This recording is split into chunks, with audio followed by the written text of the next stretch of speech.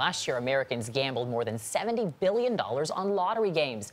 And a lot of those dollars came from people who can least afford to lose the money. Derek Thompson, senior editor of The Atlantic magazine, covered this story this week, and he's here to break it down. Good morning to you, Derek. Good morning. So what did you find in this story?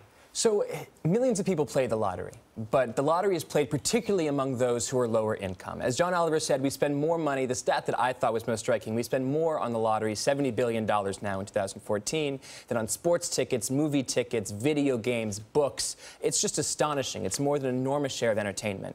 But it's not just entertainment for poor people. Half of all ticket sales, according to Duke University, occur among the poorest third of the country. So a lot of people are obviously considering this not just fun, but also a bit of an investment. They're being preyed on for their hope. You liken this to a prayer against poverty, which I thought was a very interesting expression. Yeah, I mean, it truly is. And, you know, one really interesting study that they did is they said, all right, in order to prove that this is not just entertainment, it is also a prayer against poverty, let's compare it to something else, movie tickets. So these clever professors said, all right, let's take a look at poorer people. As you get poorer, do you spend more on movie tickets? No. Do you spend more on lottery tickets? Yes. So this is clearly something that lower-income people are thinking of as not just a fun way to spend. It is an average of $300 per person throughout the country, but as high as $800 per person in Rhode Island. They're really spending this as a kind of prayer combined with savings. I think a lot of people who watch this, though, might say, but it's a voluntary choice.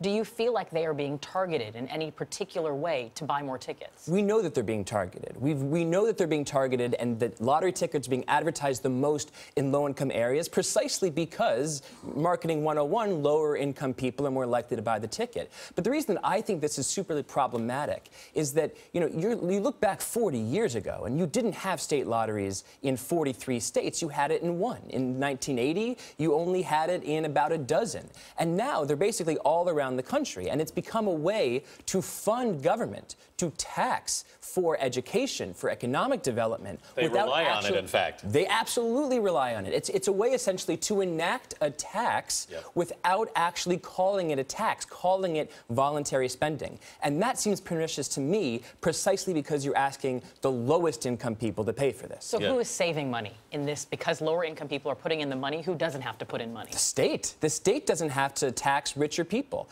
The corporate income taxes actually no longer account for nearly as much money to fund education, environmental upkeep, economic development as it used to. Now it truly is a kind of thing where they rely on the prayers of the poor in order to fund the essentials of government. This was really fascinating. Derek Thompson, thank you so much. Thank you.